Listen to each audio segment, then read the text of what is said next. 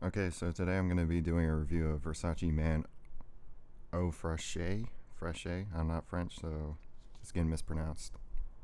Um, Notes in this one include lemon, rosewood, carambola, cedar, tarragon, sage, musk, amber, and sycamore. So from the start, what you'll notice is the initial citrus blast of the lemon. It's kind of got this frozen, like sort of like a frozen juice concentrate kind of smell to it.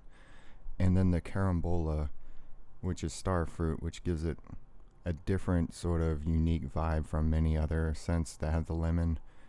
It does have a light blue Dolce & Gabbana feel to it, as well as some other aquatics like, trying to think off the top of my head, maybe or maybe something similar to a Azzaro Chrome, though that's a bit more aquatic than this one is. This Versace Man fragrance has some woody undertones to it, a bit of spice.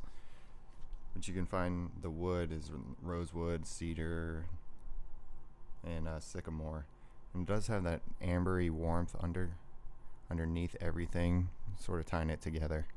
What you do notice about this is obviously it's a very fresh, clean fragrance. I will say this is strictly for the spring, summertime months. I mean, you could wear it in winter, but it just screams summertime, being outdoors to me. It wouldn't fall apart in the winter. I mean, most fragrance don't because of the cold, but it does perform very well in the warm heat of the summertime. So, which is a nice change of pace from a lot of other colognes, which completely turn into a mess during summer. So, the second layer to this fragrance is these herbal, sort of spicy, green notes included, such as the tarragon, sage, and then that sort of spiciness, the spiciness you get from the musk note, which isn't too potent in this one, which I enjoy the fact that it's kind of understated, but it is there and noticeable. Mostly, you are going to get the lemon note on top of everything, and then the carambola, which is the star fruit again, sort of co-piloting this fragrance. And I do notice the rosewood and cedar as a combination. It's not too detectable between the two, but if you really pay attention, you can get the scent of the woods, which gives it a nice masculine feel.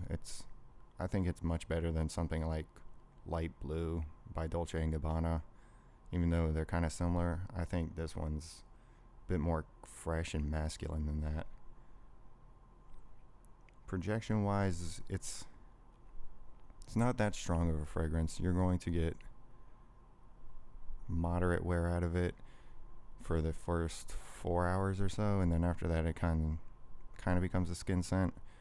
It depends how much you spray. A couple sprays, you're not going to overwhelm anyone with it, unless you're going like huge 5, 6, 7 sprays. Then it's pretty mild. Longevity, again, it's okay in that regard. That's probably the biggest two weaknesses of this one.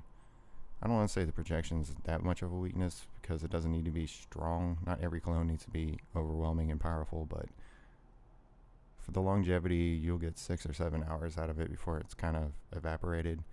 And the last few hours, it is, again, a skin scent, which it's not as noticeable unless you're right on top of someone. So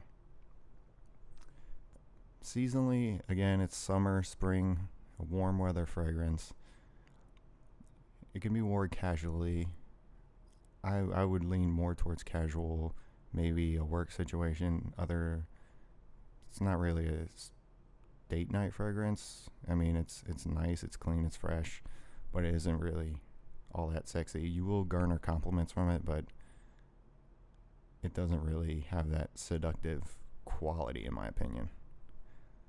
So overall, I would recommend Versace Man Eau Fraiche. It's not my favorite cologne, but I do enjoy that sort of frozen lemon quality it has to it. It does have a different take from a lot of other lemon-based colognes, a lot of other citruses. But again, performance-wise, it's not fantastic. It's pretty good. Not that great. If you can get a bottle cheap for under like $40, it's a good deal. And again, spring, summertime is when it's going to be at its best.